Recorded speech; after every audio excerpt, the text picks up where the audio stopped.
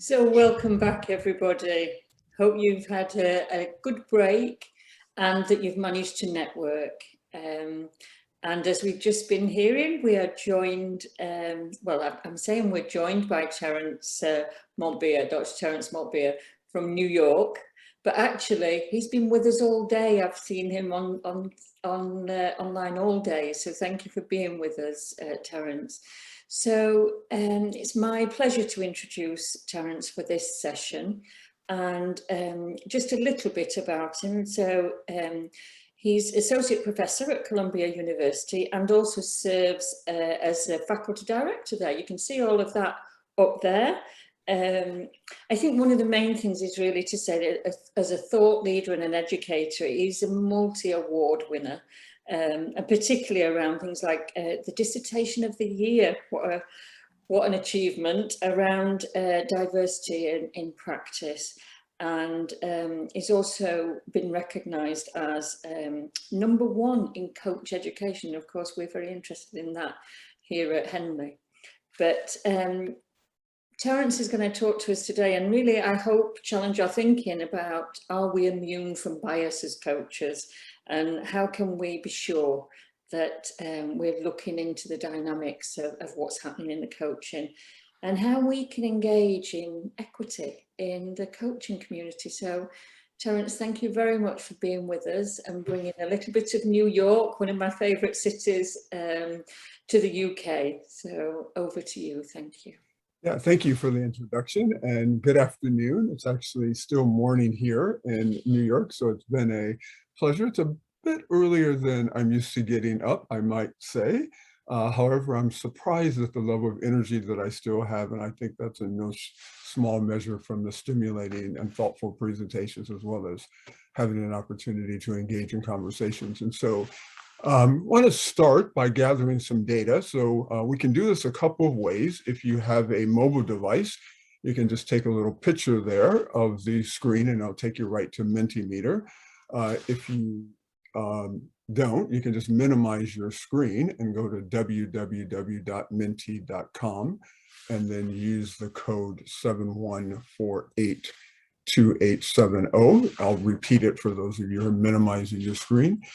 From time to time, I'll share some ideas, frame up some ideas, and from time to time during the first part of our time together, actually ask for some input, and then we'll have time at the end for questions. The good news about putting this in Mentimeter is post-conference, in addition to the slides, we'll actually send you an electronic link, and all the great data and perspectives that we generate during our time together, you will be able to access. So let's start with what's in a title. So do some perspective taking. And so as you know, the focus of our time here is this notion of equity-based coaching. What is the role of equity in coaching, coaching education, and research? So if you go to Mentimeter, which I'm going to do now, put in one word that comes to mind as you consider our session title, which again is equity-based coaching. What is the role of equity in coaching, coach education, and research? Again, you have a couple of ways of accessing that. And once you have Mentimeter open, you can leave it open for the duration of our time together. So they're starting to come in. Opportunity, curiosity, struggle, equal, deep, power, exciting, inclusion, partnership, differences. So there's about 115 of us in the space, and so far 39 of you have contributed, so thank you for that. Our word cloud is starting to build. So it seems like fairness, equal opportunity are some of the big ideas and a wide range of thoughts. I'll let that populate a little more. And again, post-session, you'll be able to grab the big picture. Continue to do that. I'll give you a few more seconds. All right, I think we have a good range there. So as you think of the one word that came to mind when you thought of the title, I'm interested in your perspective, so you can stay on Mentimeter. It should have changed for you. And so from your perspective and your experience, what is the role of equity in coaching? So great, people are starting to contribute. So what is the role of equity in coaching? What do you see as the role? By the way, as you are starting to put in your perspectives on that, for the last 18 months, my colleagues and I have a series of colleagues in the Department of Organization and Leadership here at Columbia that has focused on diversity, broadly speaking, diversity, equity, inclusion, belonging, that broad space. I have another series of colleagues who have been researching and coaching largely in the broader context of organizational behavior and organizational effectiveness. And for the last 18 months, triggered largely by events in the external environment, we've been having conversations about how these two strands of research can really come together. And we've landed on this notion of equity-based coaching. So we all have something to offer is the role, respect for all, regardless of backgrounds, impartial of achieving balance.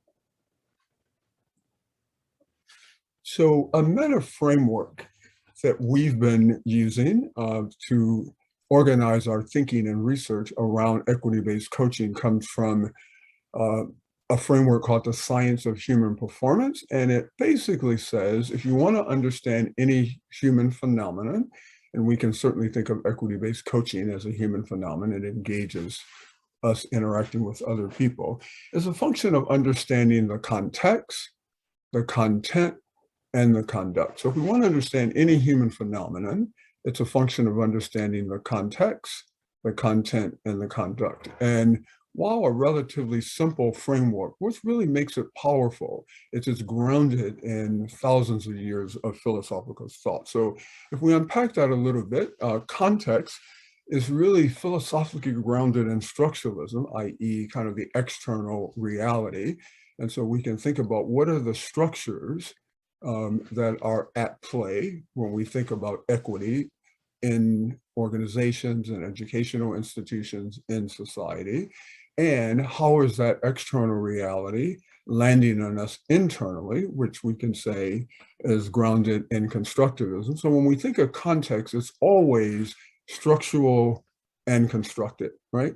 External and internal reality, the first C, context. As we consider the context externally and internally, the second C is conduct. That is, what are the vital few critical success factors that must go exceptionally well, that we actually must know? What must we know? What must we focus on? Or nothing else matters. And so this notion of content is grounded philosophically in phenomenology. And that's the second C. So context, internal, external reality, content, what really matters. And then importantly, the third C, conduct, is grounded philosophically in behavioralism. And that's this idea of given the context, given what really matters, taking informed action. So we use this as a lens to kind of think about the context, the content, and the conduct of this notion of equity-based coaching. And so all of us in the world knows that we are, as someone referred to it this morning, in the ultimate social experience triggered by COVID. Certainly we in the United States have seen lots of social unrest triggered by George Floyd, a clear ramp up in senseless violence and attacks against Asians, post, or actually starting with the news around the pandemic, and the impact that it's having on the economy, both locally, regionally, and globally. And we're also seeing this new emergence of really this hybrid workplace, hybrid school and training places, and the like. And so as we think about, again, equity-based coaching through the lens of context, content, conduct, we say, what are the drivers? And you see that kind of in the red zone. Conceptual clarity, what do we need to know about diversity, inclusion, equity, belonging, racism, anti-racism, biases, both explicit and implicit, certainly others.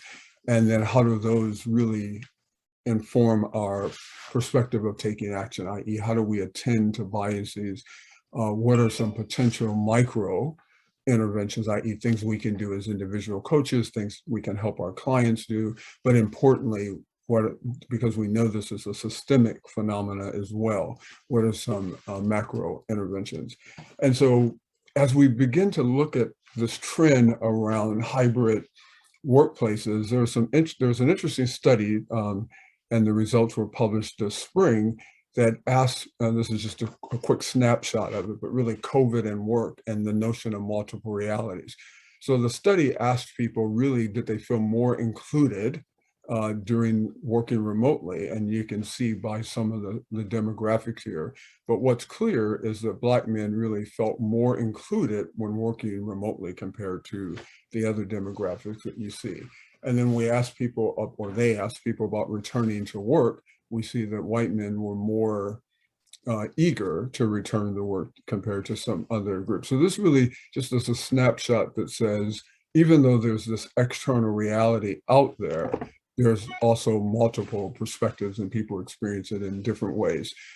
So the three questions that we enter this exploration with is the coaching profession immune to the broader dynamics of bias and power that seem everywhere in our society, or I shouldn't say everywhere, but in many places in our society and around the world? What evidence exists, if any, that the coaching profession has been proactive in attending to these human dynamics? And then importantly, as coaches and as a coaching community, what are our collective commitments? So it really seems like this conversation is building nicely. So if we go back to, related to that first question, if we go back to Mentimeter, I'd be really curious in your response. It's a yes or no question, and I know we've learned in our coach training that we should ask broad, open-ended questions, but I'm interested in you taking a stance. And so is our profession immune to these broader dynamics of bias and power in society? Yes or no? Right now, there are 24 of you. So far, it's a resounding no. I haven't seen a yes yet.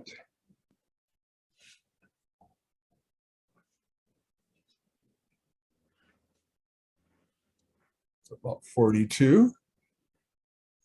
Give you a few more seconds.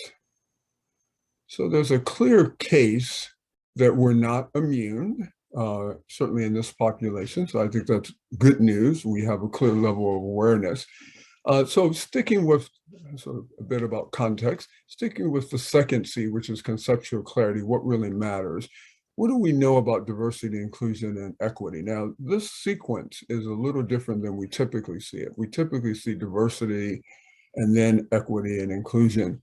And yet, while not linear, it seems like doing this, having done this work pre-pandemic in many organizations and continuing to do so, you can read the descriptions here, but diversity is descriptive in nature. We are all collective mixtures characterized by similarities and differences along various dimensions of diversity, which I'll speak to in a moment. Inclusion is actually the how and what we do with diversity. So diversity is descriptive, inclusion is more active, and equity is actually an outcome. And it has a lot to do with both distributive justice and procedural justice, how it's coming. And at its core, it's about resources and access. So having conceptual clarity before we jump into the conversation is really important. And so continuing along those lines, if we think of diversity as a dimension, and we can think of diversity as process or action.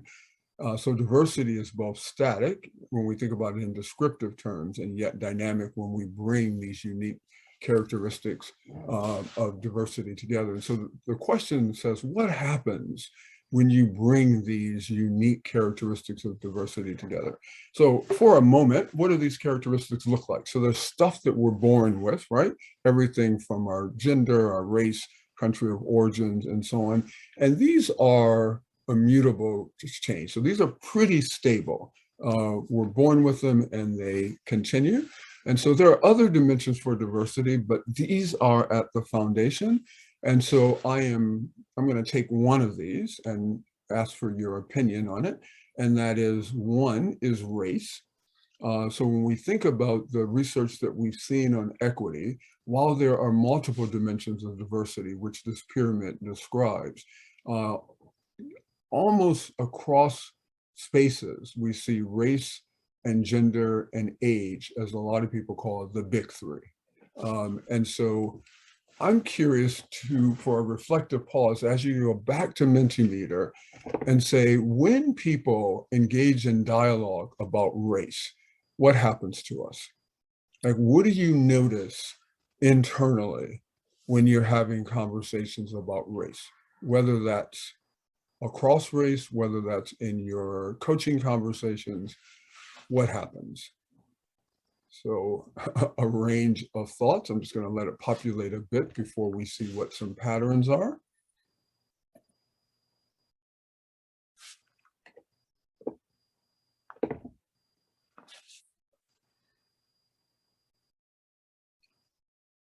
So while there is a range, if I were to categorize these, sort of the kinds of things that would trigger the anxious brain, I see probably a lot more of that than the curious brain, which would be curiosity, for example. And so kind of getting back to that question about, are we immune? And I'm glad we said no, sort of collectively, we're not. And part of it is, especially when we deal with the inborn characteristic of diversity, it generally triggers the anxious brain, and we lose access often to a lot of things that we know and many capabilities that we have.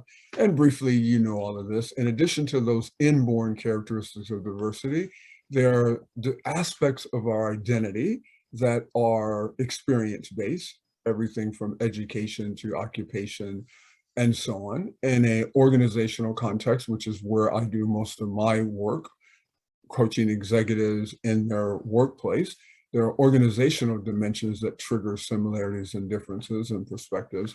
And then, of course, there are styles and tendencies.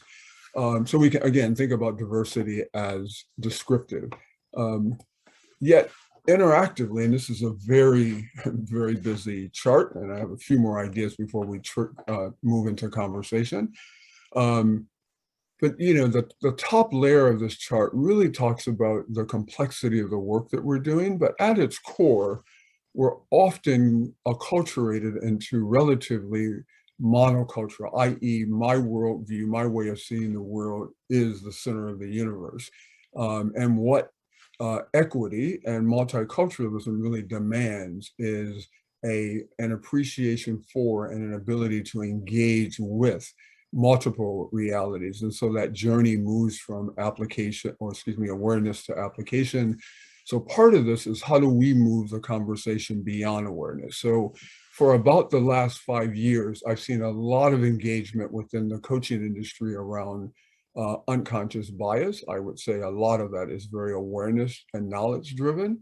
And yet, what do we do with so we know there's unconscious bias. What do we do with it? What's the interventions, the behaviors, the changes that we can make based on that? I would also argue that although we tend to focus on unconscious bias, explicit bias has not disappeared from the universe. And in fact, I would say there's a resurgence of it in many places around the world. And so while I think unconscious bias is important, I think part of the work of equity is also dealing equally with explicit bias. What we see in the sort of middle rim says that as we look at this journey, what are the stages of self-work, i.e. the work that we can do as coaches, from what we see as this really sort of typical dimensions of what are our sort of taken for granted ways of construing the other, moving from denial, basically I'm kind of unaware, to defense. I'm aware of these differences, but I'm standing up for what I believe. Minimization, yeah, we're different, but deep down inside, we all like the same thing. So the tendency of minimizing, central differences. And then we see the sort of more intercultural perspectives of acceptance, adaptation, and integration. What's important is these are not just an individual phenomena or dynamics, that when you have a critical mass of people along this continuum, you get very clear patterns of collective impact. Everything from an incapacity to leverage diversity and realize or move toward equity to having a distinctive capability. So one important, we're moving toward discussion, one important distinction that I think is really important to make, that I think often gets used interchangeably, is this equality and equity. And I think you may have seen this graphic along the way, but I think what's important about this for us to consider as coaches and coach educators and resources is that equality has the assumption that we are starting from the same starting point. And so as I think about that as a coaching profession, it makes me think about, are our credentialing systems triggering a sort of a quality of a coaching standard, or do our competencies and standards and accreditation process really focus on the core assumption that people are from multiple starting points and have varying needs? And so thinking about this not as a dichotomy, but as a continuum. It is also important to consider where you are on this continuum. I find it fascinating that a lot of the way these conversations are framed are on the right-hand side of this continuum: social justice, anti-racism, and equality. And of course, if there weren't the things on the left, we wouldn't be having the conversation about the things on the right. So I think it's really important, when we are listening to and engaged in conversations, how are we framing the work, and do we have a tendency? You can almost think of this as a dashboard. Do we have a tendency to move along those continuums? A couple more thoughts and really engage in some conversation. So what's the journey of the work? What are our intentions in terms of equity-based coaching and diversity? This notion of opening doors, opening minds, opening systems. And so I think opening doors is really about descriptive diversity, i.e. paying attention to what we have, what it looks like along those various dimensions. Opening minds goes beyond what we have, which is where the inclusion work comes in. And yet, to get to equity, we actually have to go after and pay attention to the very systems that drive behavior. And the work and the context that I work in is there are clear systems that drive behavior in organizations. Things like succession planning, and because that system, getting ahead of that system determines who's going to run the place in the future. Our promotional systems, our compensation system. And so if the systems that drive behavior are not aligned with the equity aims and stated espoused theory of equity, what you basically get is you're rewarding A, you're rewarding existing behavior and hoping for B.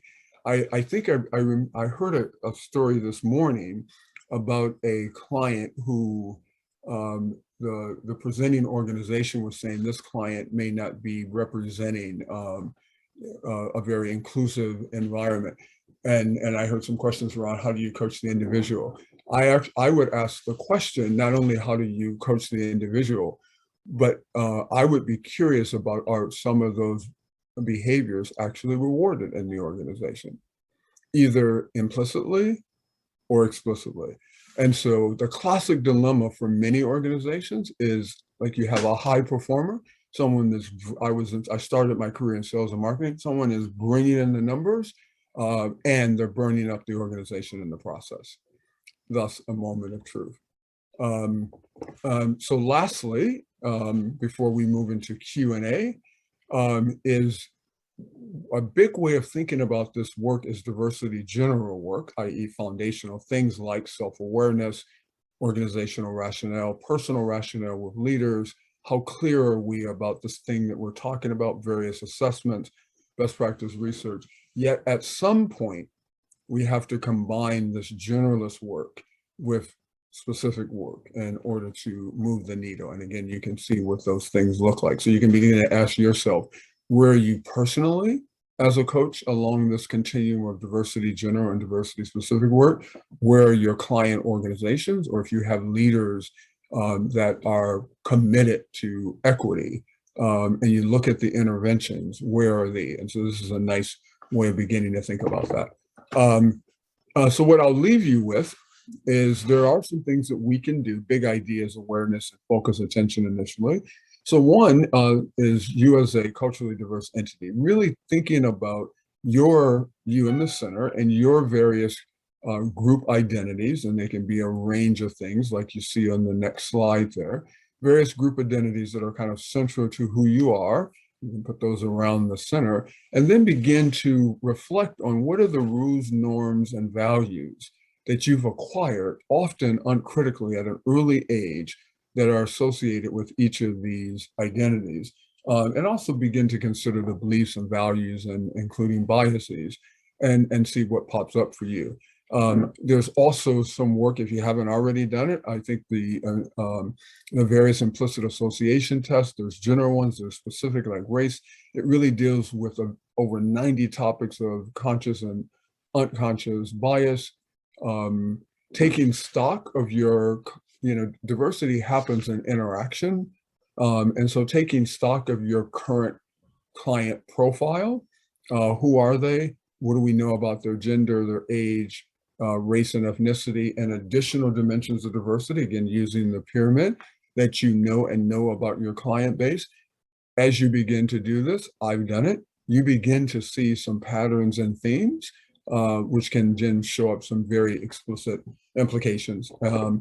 And then in terms of role clarity, what role are you playing in the context of coaching for equity? We heard a powerful talk this morning about allies, and I would like to put allies in context, because yes, there are allies, but there are also, and so we know a lot about that, but there are bystanders, that is, people who actually observe these microaggressions or micro inequities in organizations and society and look. There are also people who are the targets of these, and then importantly, there are offenders. And so as we begin to look at the range, equity is not a spectator sport. We're playing one of these roles, and we often play several of them. And so I have one more thing that I would love to hear from you, and then we'll go to Q&A. So I know I'm about a minute over. If you would go back to Mentimeter and look at these roles, offenders, targets, allies, and bystanders, for each of them, seldom to often, which roles, what's the mix of roles that you play? Ask you to do that. This is confidential, so I have no idea who you are.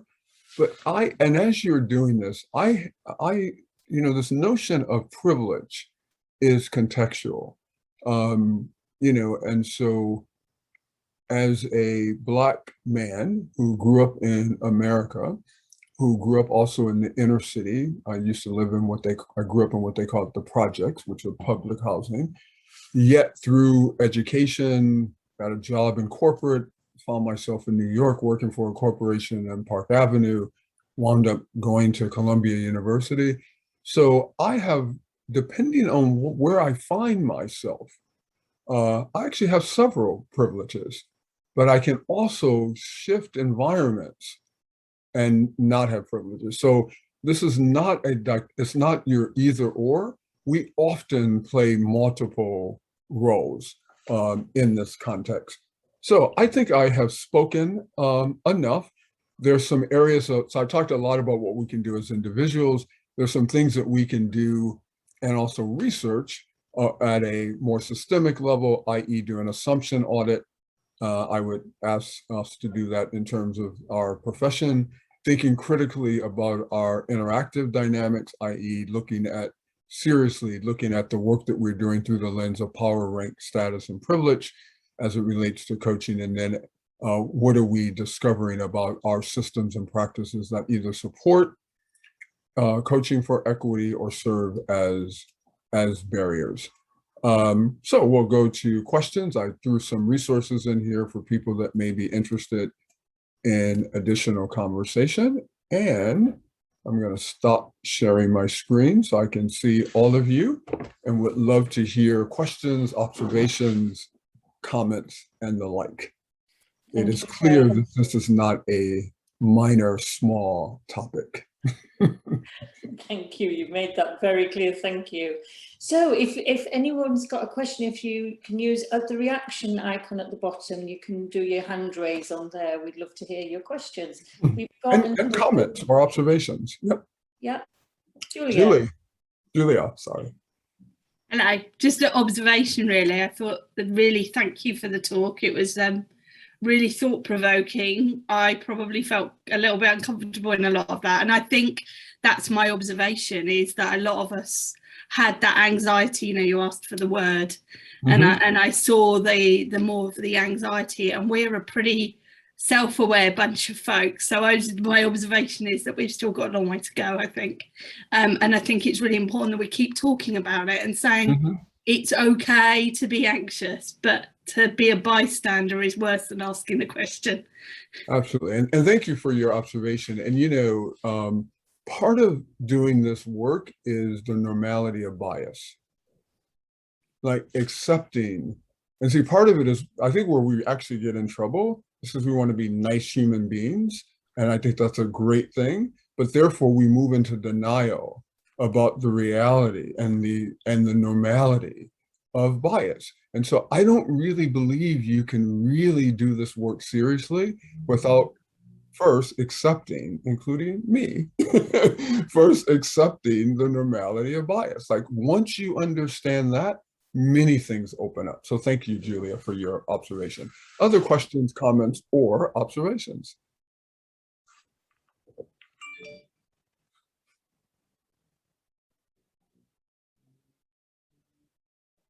Susan. Hi, thank you, Terence. That was, you know, the whole day, actually, I have to say, I think has been filled with presentations that have really challenged us all.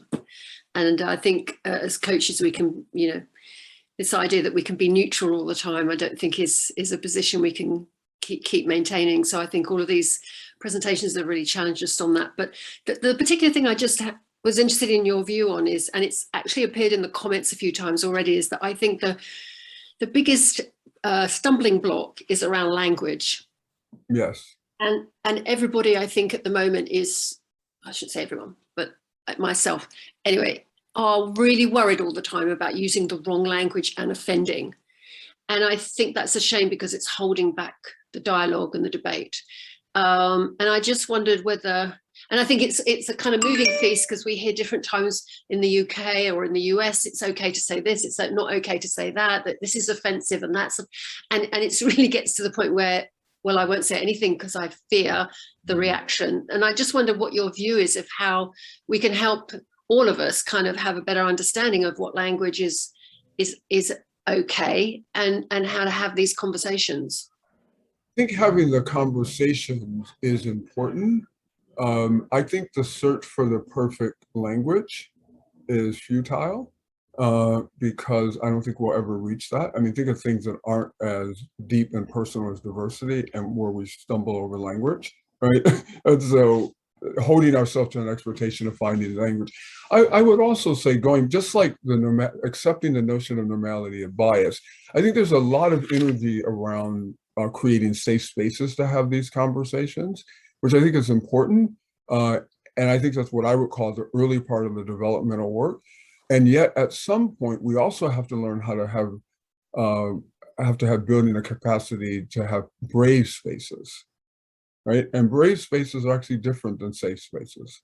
And so how do you begin to build the capacity to move from safe spaces to brave spaces? The reason why I say that is, you know, the whole psychological theory about the comfort zone, right? To get to the comfort zone, to the learning zone, actually requires going through what? The fear zone, right? And how do we get over our fears? Through bravery, through facing them, etc. And I would go back to something that, a resource that I think many of us who are drawn to this field and wonderful profession have, and that is when the anxious brain gets triggered by wanting to say the right thing, get curious about the person who's in front of us and what they're experiencing and what they're feeling and what their yearnings are. And when I get curious, my anxiety around wanting to be right and having the right language goes away. But there's something about conversations about race that actually close our curiosity. And that's the very thing that we need in these contexts. Mm. And I guess it's our anxiety that, which is fueled by this fear of offending. I think a lot of people fear of offending, and that creates anxiety. And then any idea of curiosity is kind of closed down because I don't even know how to ask the question without maybe getting it wrong. So, and I think if you're putting that in the context of a coach, coaching somebody and not, making sure you kind of got to dance around the language, it kind of closes down rather than opens up the conversation, I guess.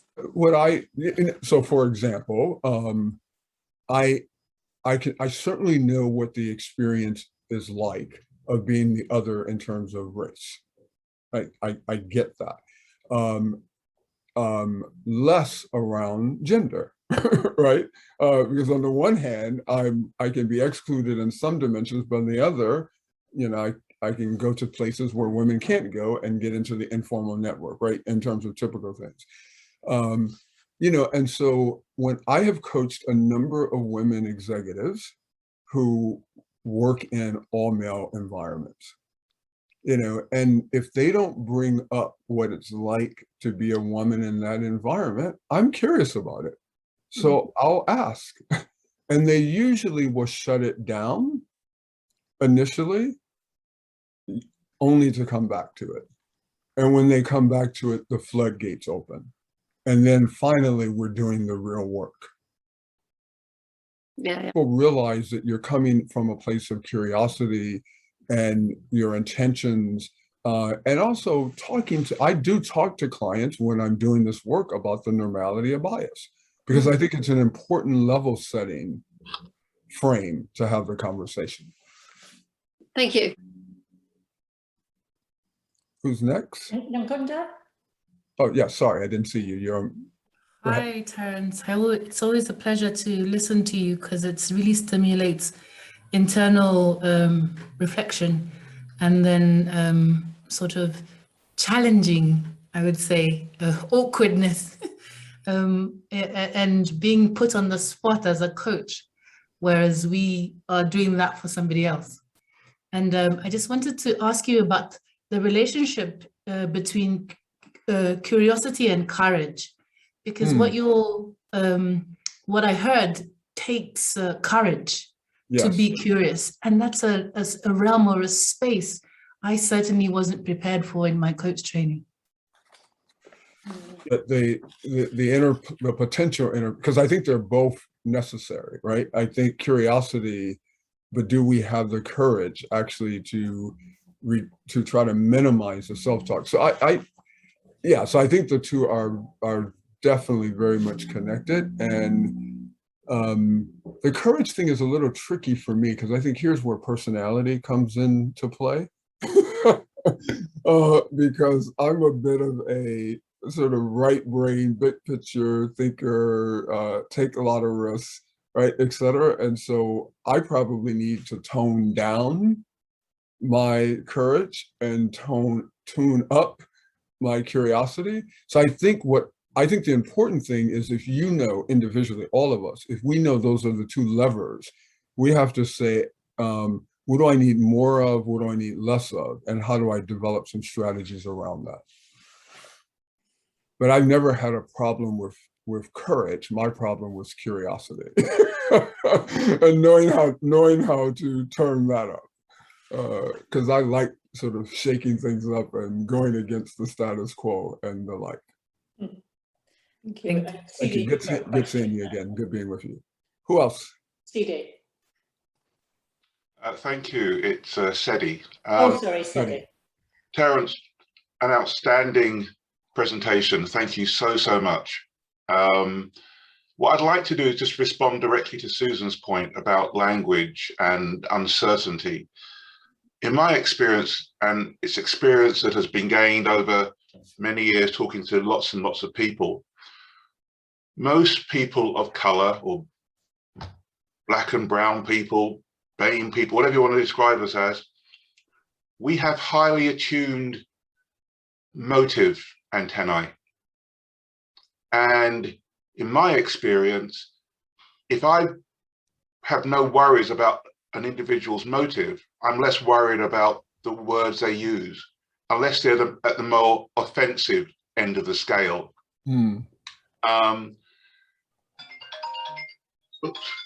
And I would have thought, forgive me, I would have thought that the relationships we have with our clients allow us to frame an inquiry, direct inquiry about language.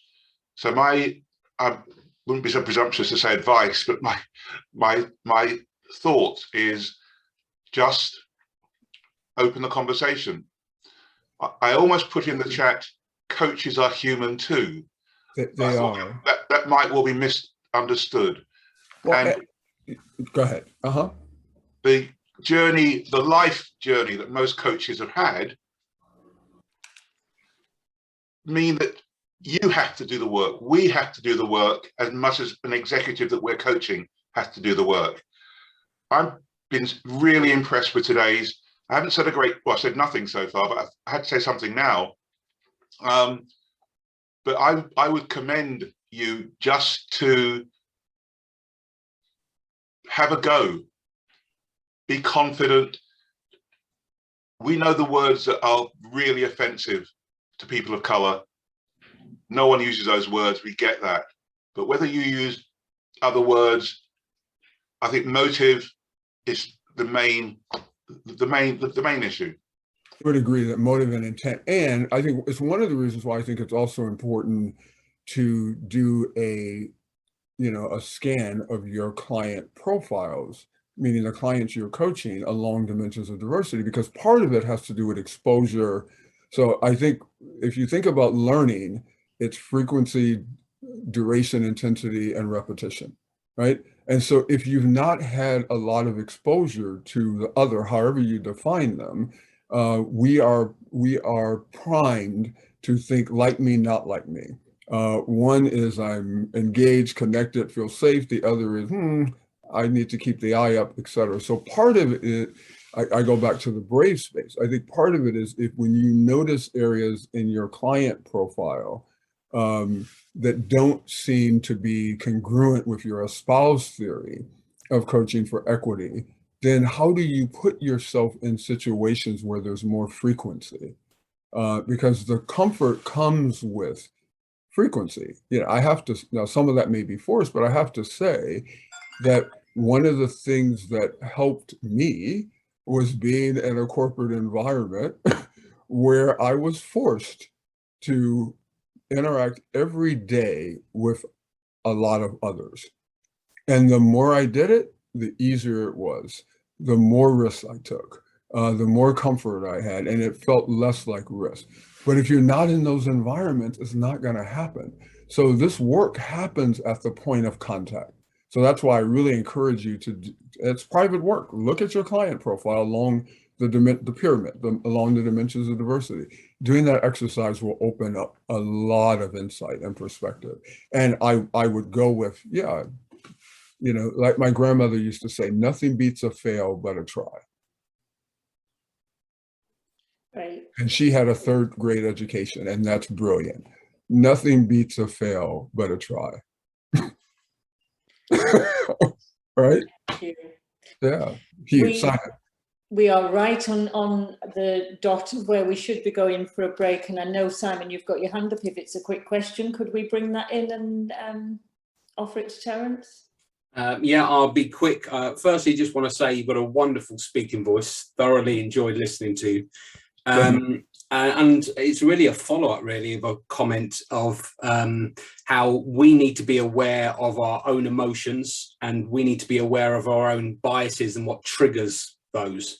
So I can think of a time I lived and worked in Barbados for a number of years, and a woman who was trying to get a job was determined to put me in a category of being a white male, not realizing my dad's from Africa, and you know, that's where I'm categorized, and that was it. And I felt the frustration building up inside me, and rather than moving into curiosity mode, I didn't, and it just festered, and it's a reflection from there. So that was also triggered by me in this conversation. So yeah, great conversation and great content. Like being with you folks. Thank you so much. I know I'm between you and your break, so let's do that. And I think I'll have an opportunity to see some of you in breakouts. Thanks so much, Terence. So much to take away from that, especially going from a safe to a brave space. Really appreciate it.